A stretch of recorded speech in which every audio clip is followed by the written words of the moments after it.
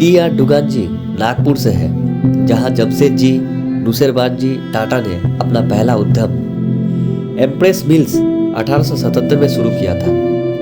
जब वो लगभग 6 साल के थे तो डांगा जी के चचेरे भाई उन्हें अग्नि मंदिर में ले जाते थे, जहां प्रवेश करने से पहले वो उसे एक आसन पर रखी संस्थापक की प्रतिमा से अपना सिर छूने के लिए कहे। डुगान जी कहते हैं, मैंने वही किया जो उन्होंने मुझसे करने को कहा।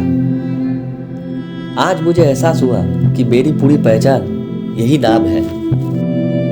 कुछ साल पहले नागपुर में कुछ राजनेता नागपुर विश्वविद्यालय के दीक्षांत समारोह हॉल का नाम बदलकर JN करना चाहते थे।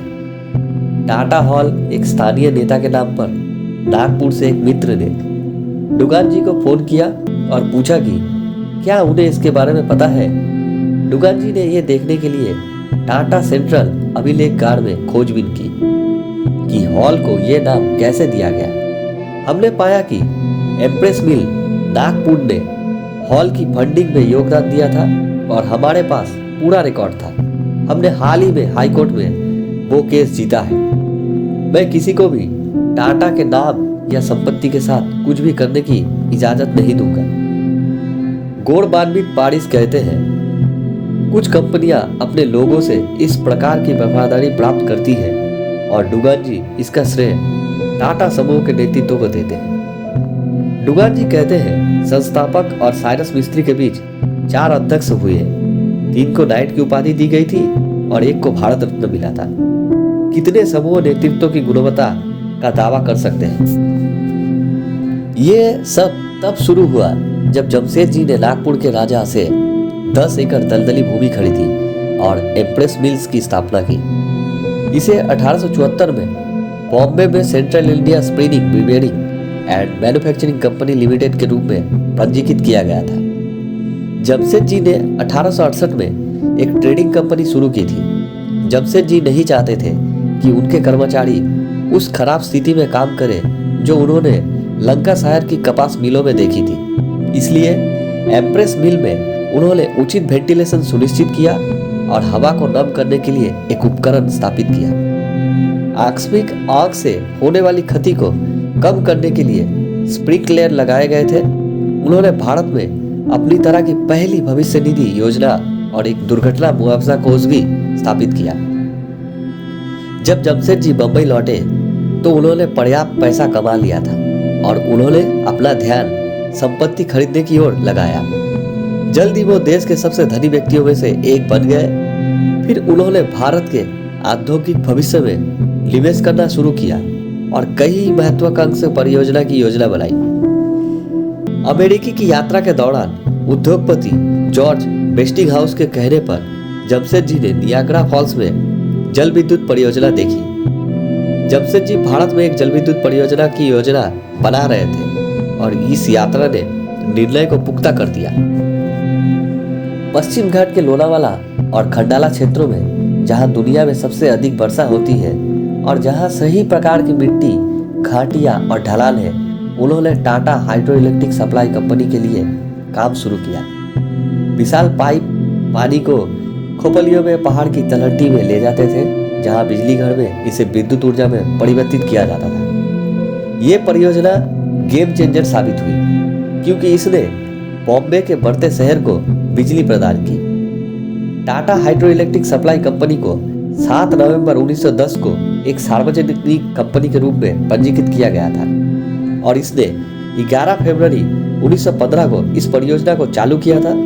जब बॉम्बे के गवर्नर लॉर्ड विलिंगटन ने इसका उद्घाटन किया था, टाटा पावर के संचालन और रखरखाव प्रमुख राजेश जी नाइक कहते हैं, आज हमारी बिजली का बड़ा हिस्सा उद्योगों, हॉस्पिटल और आवासों को आपूर्ति की जा रही है। प्लांट की कुल क्षमता 447 मेगावाट है। परियोजना का एक बड़ा आकर्षण लोनावाला में 14 एकड़ का उद्यान है। जमशेद जी को बगीचे में गहरी रुचि थी और वो दुनिया भर से घर में पौधे और बीज लाते थे। जब जमशेदपुर में स्टील प्लांट का निर्माण किया जा रहा था तो उन्होंने अपने बेटे दोराबाजी को तेजी से बढ़ती विभिन्न प्रकार के पेड़ों के बारे में एक विस्तृत पत्र लिखा था जो वो चाहते थे कि वो उस स्थान पर लगाए। टाटा पावर में जैव विविधता के प्रमुख विवेक विश्वास राव ने कहा, हम पश्चिमी घाट के उत्तरी भाग में आते हैं जो एक प्रमुख जैव विविधता हॉटस्पॉट है। यहाँ पाए जाने वाले पौधा, जानवरों और पक्षियों की कुछ प्रजातियां दुनिया में कहीं भी नहीं पाई जाती है। इसी तरह नवसारी में 22 एकड़ में 1891 में बने खूबसूरत टाटा बाग का रखरखाव डॉक्टर रोहिंटन अवाड़ी द्वारा किया जाता है, जिनके पास लैंडस्केप बागवानी में डॉक्टरेट की डिग्री है। जमशेद जी एक सर्वहारी पाठक थे और डिकेंस और ठाकरे के प्रशंसक थे। वो गाड़ी चलाने के शौकीन था। कभी कभी उन्होंने नौकायान का आनंद लिया और पिकनिक पार्टियों में अपने दोस्तों को मनोरंजन किया। फ्रैंक हैरिस ने अपनी पुस्तक जमशेद जी नुसरबान जी टाटा ये क्रॉनिकल ऑफ हिज लाइफ में लिखा है। हालांकि जब बात पहले की आती है तो जहांगीर रतन जी दादाभाई टाटा की उपलब्धियां ये सामने आती है। भारत का पहला पायलट लाइसेंस प्राप्त करने से लेकर देश में पहला कैंसर हॉस्पिटल शुरू करने तक जेआरडी टाटा ने बेहतर भारत के लिए बीज बोए। उनके पिता आर.डी. टाटा जमशेद जी की मां के भतीजे थे और उनकी मां सुजेन मीरे एक फ्रांसीसी नागरिक थी। उनका जन्म पेरिस में हुआ था और उनका बचपन फ्रांस में बीता। अपने पिता की मृत्यु के बाद वो 22 वर्ष की उम्र में टाटा सन्स के निर्देशक बने। जेआरडी 1938 में 34 साल की उम्र में टाटा सन्स के चेयरमैन बने। तब समूह में 14 कंपनियां थी। 1991 में जब उन्होंने पद छोड़ा तो उनकी संख्या 95 थी, लेकिन उनका योगदान टाटा समूह और उसके व्यवसाय से कहीं आगे निकल गया।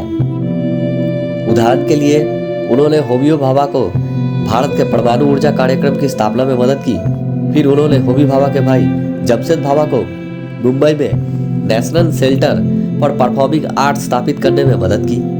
जिन कंपनियों में सबसे चमकीला सितारा जेआरडी टाटा एयरलाइंस, जो बाद में एयर इंडिया बन गई, उनके द्वारा शुरू की गई।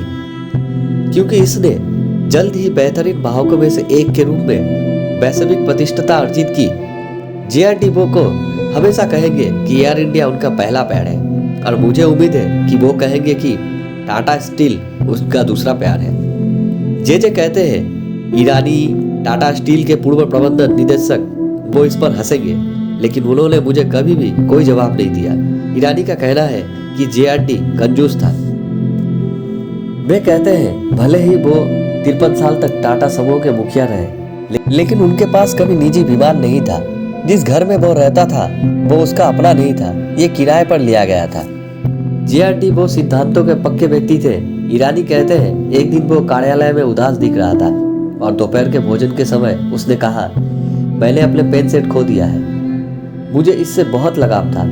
मैंने इसे नोट कर लिया। कुछ दिन बाद मैं लंदन में था और मैंने उसे खोद कर निकाला, खरीदा और वापस लौटने पर उसे दे दिया। उनकी पहली धारणा अत्यधिक प्रसन्नता की थी। हाँ, बिल्कुल मेरे जैसा, उसने कहा। फिर मैंने उसके हाव भाव बदलते देखे। नहीं जमशेद, ये अधिकारियों से उपहार स्वीकार करने के मेरे सिद्धांत को तोड़ना होगा, उसने कहा। मैंने कहा लेकिन किसी को पता नहीं चलेगा। और उन्होंने बहुत महत्वपूर्ण बात कही। हाँ, मुझे पता है कि आप किसी को नहीं बताएंगे, लेकिन मुझे पता होगा और ये मुझे स्वीकार नहीं है। उसने इसे मुझे लौटा दिया। मेरे पास वो अब भी है। जेआरडी सशक्तिकरण के माध्यम से काम किया और एक मास्टर प्रतिनिधि थे। डुगान जी कहते हैं उन्होंने लोगों को सशक्त बनाने के माध्यम से काम किया। रतन नवल टाटा, जिन्होंने जेआरडी से पदभार संभाला, 1991 में मेरे सामने एक बिल्कुल अलग कार्य था। जब रतन टाटा ने सत्ता संभाली तो अचानक उदारीकरण हुआ और टाटा स्टील में टाटा की हिस्सेदारी सिर्फ 4% थी। इसकी रक्षा का काम रतन टाटा का था, इसलिए फिर से समेकन होना ही था। उन्होंने वास्तव में हमें अधिग्रहण के लिए चुपचाप बैठे रहने से बचाया। ये एक बड़ा काम था और उन्होंने इसे हासिल कर लिया है। डुगान जी कहते हैं ऐसा कहा जाता है कि रतन टाटा के कई व्यापारिक कदम सिर्फ ठंडे सोचे समझे निर्णय नहीं थे। लेखक और गोपाल कृष्ण कहते हैं वो एक ऐसे व्यक्ति हैं जो अपने दाहिने मस्तिष्क का बहुत ही अधिक उपयोग करते हैं। माइंड वर्क में कॉर्पोरेट सलाहकार और टाटा के पूर्व कर्मचारी अधिकांश प्रबंधकों को अपने बाएं मस्तिष्क का उपयोग करने तार्किक विश्लेषणात्मक होने के लिए प्रशिक्षित किया जाता है और कोई भी केवल अपने बाएं या दाएं मस्तिष्क का उपयोग नहीं करता है। कलाकारों और संगीतकारों को अपने दाहिने मस्तिष्क का उपयोग करने के लिए प्रशिक्षित किया जाता है। हमने पाया कि रतन टाटा के पास एक असामान्य संयोजन था, जहां वो अपने अंत ज्ञान के लिए पर्याप्त खेल की अनुमति देते थे। शायद उनके व्यक्तित्व या वास्तुकला में उनके प्रशिक्षण से बाहर आ रहा है। रतन टाटा ने समूह की वैश्विक गतिविधियों का नेतृत्व किया। ये सिर्फ जैगुआर, लैंड रोवर या कोरस स्टील जैसी बड़ी धमाकेदार खरीदारी नहीं थी, बल्कि समूह की ताकत का लाभ उठाते हुए एक सुविचारित विस्तार भी था। इसके आगे की जानकारी हम वीडियो के दूसरे भाग में बताएंगे। वीडियो के इस पहले भाग को हम यहीं पर समाप्त करते हैं। वीडियो पसंद आए तो एक लाइक कर दीजिएगा और आगे भी इस तरह के वीडियोस को देखने के लिए हमारे चैनल को सब्सक्राइब कर लीजिएगा। तब तक के लिए अपना ख्याल रखें, सुरक्षित रहें। मिलेंगे अपने अगले वीडियो में। Thank you.